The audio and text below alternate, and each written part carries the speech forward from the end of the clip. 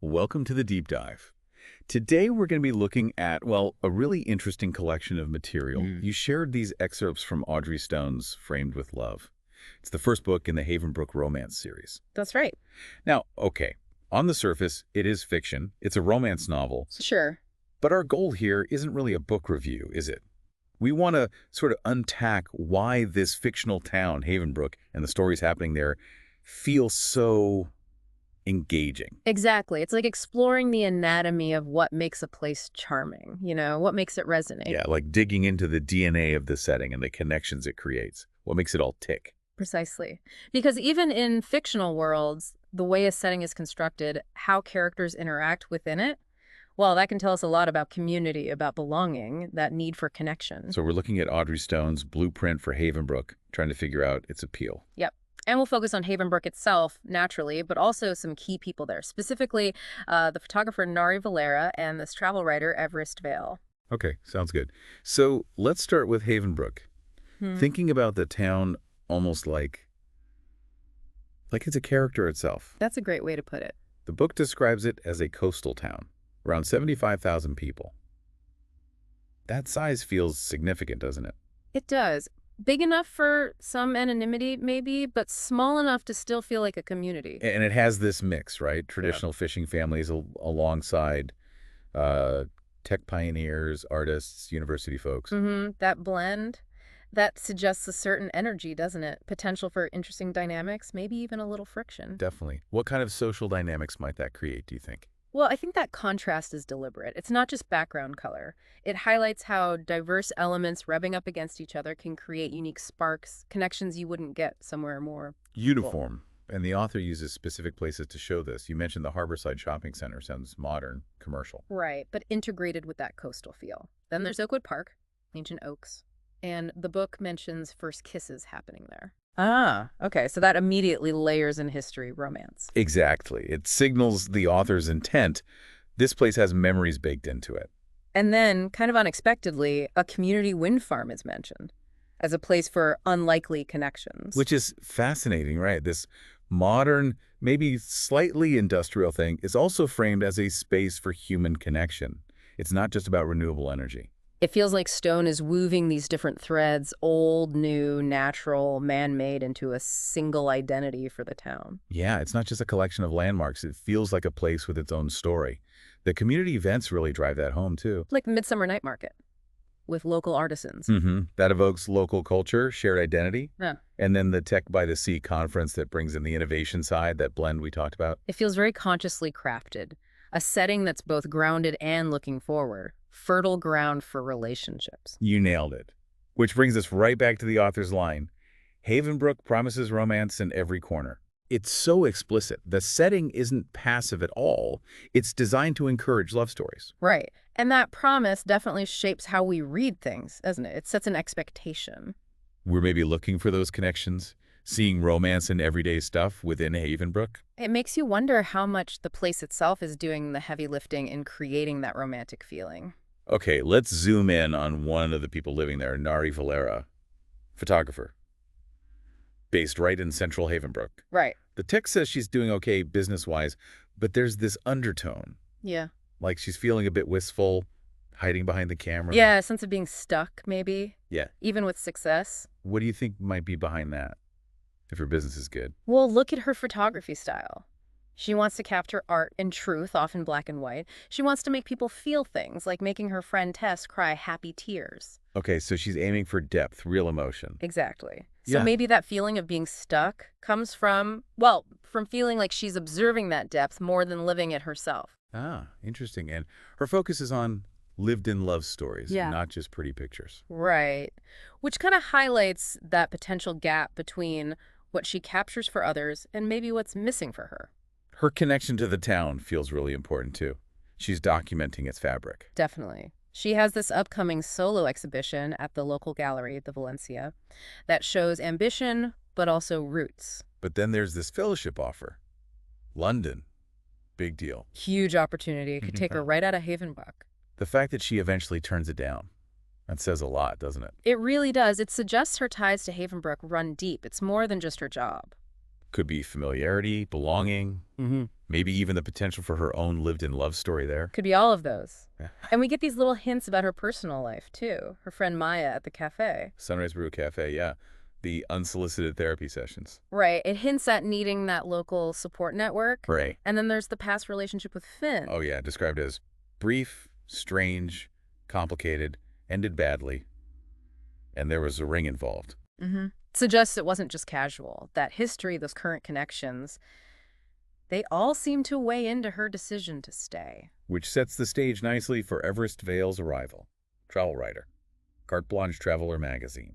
And he comes in with a very different perspective. The outsider on assignment. Totally. His job is to find the real story behind the facade. And his editor, Marjorie, tells him explicitly, don't go soft, look for magic, fantasy. Not the everyday stuff. How does that initial brief frame how he sees Havenbrook? Well, it immediately sets him apart, creates distance. He's looking for a story, not necessarily looking to connect with the place. Right. His editor's pushing him towards something maybe more sensational, superficial. Potentially, yeah. Looking for the extraordinary, not the ordinary beauty Nari focuses on. It sets up a natural contrast. And his first impression reflects that. Right.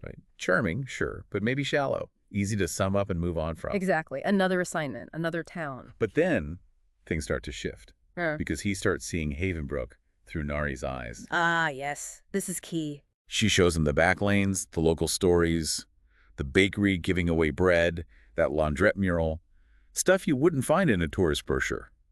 Right. She takes him to places she finds meaningful, the Rose Courtyard, Oakwood Park again. So what's the significance of him experiencing it through her lens, literally and figuratively? It's the difference between just looking and actually seeing.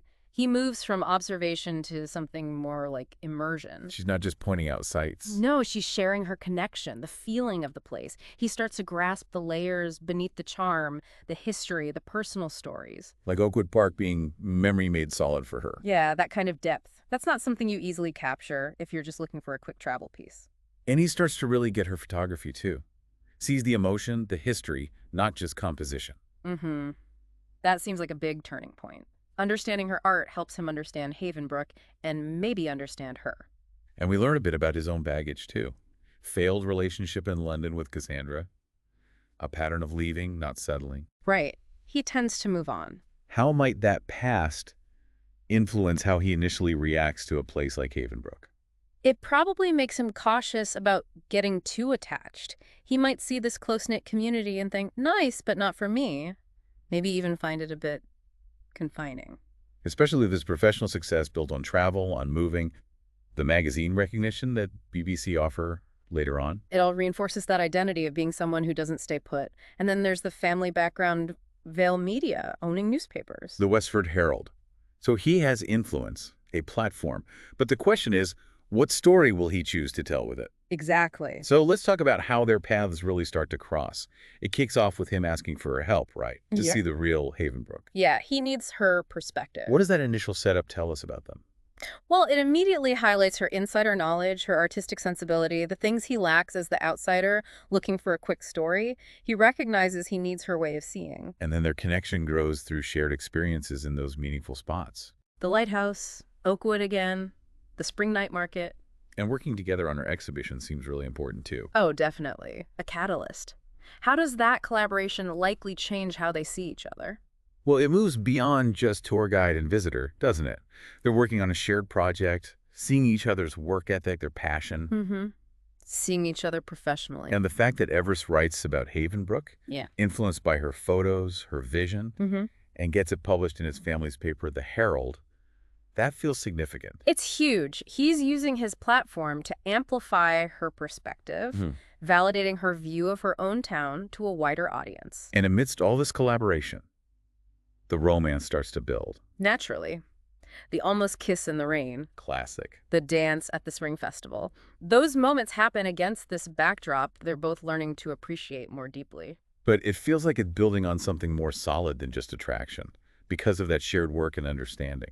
I think so too. It's grounded in mutual respect and that shared experience of discovering Havenbrook's layers. But, as you'd expect, it's not all smooth sailing.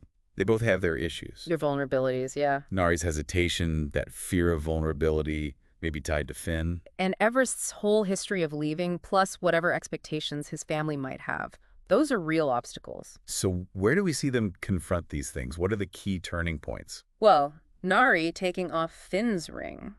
That's a very concrete symbol, isn't it? Letting go of the past, opening up, Yeah, that feels important. And for Everest, turning down the BBC job. That's massive. That's him choosing to stay, choosing Havenbrook, choosing her, potentially, over the life he's always known. choosing roots over wings, maybe? Well put. These decisions are crucial. They're actively choosing a different path because of each other and because of Havenbrook. Which leads eventually to the proposal in the Right. town square. Very public, very Havenbrook-centric. It really anchors their story right in the heart of the town that brought them together.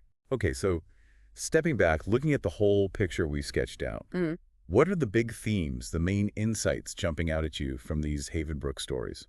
Well, the power of place is definitely number one. Havenbrook isn't just scenery. It shapes people. It fosters connections, the community, the history, the actual landscape. It all plays a part. Absolutely. And tied to that is the art of seeing, right? Nari's perspective through her camera. Exactly. Her ability to capture the essence, the truth of the place and its people, it completely changes how Everest sees it and how we as readers experience it. And then there's that classic theme, finding love unexpectedly. Neither of them seem to be looking for it. But it blossoms there in Havenbrook's specific environment. And their individual journeys really highlight that tension, that choice between staying and leaving. Yeah, the courage it takes to commit versus that ingrained impulse maybe to move on. Both Nari and Everest face major opportunities elsewhere. Forcing them to decide what they really value. Right. And we also see how work and life, professional and personal, can really intersect. Their shared passion for capturing Havenbrook becomes a foundation for their relationship. It all seems to circle back to challenging assumptions, looking beyond the surface, doesn't it? Havenbrook isn't just another pretty coastal town. Not just a postcard, it has depth, authenticity. It's about valuing the real stories, the local ones, over some idealized version. So wrapping up this deep dive then, it feels like Framed with Love, through Havenbrook and through Nari and Everest, really explores how a sense of place, even a fictional one, can profoundly shape our lives and relationships. Definitely. It reminds us that where we are isn't just a backdrop, it's an active part of our story. And for our listeners, especially those who like getting to the heart of things, this look at Framed with Love is kind of a case study, isn't it? How you build a fictional world to explore those big universal ideas: belonging, connection, love. It is, and maybe it prompts a thought. Think about the places in your own life, your community, your neighborhood, maybe even just a specific building or park. How have the stories there, the people there, shaped your perspective, Yeah. shaped your journey? What's the real version hiding beneath the surface that maybe you don't always notice? A great final thought.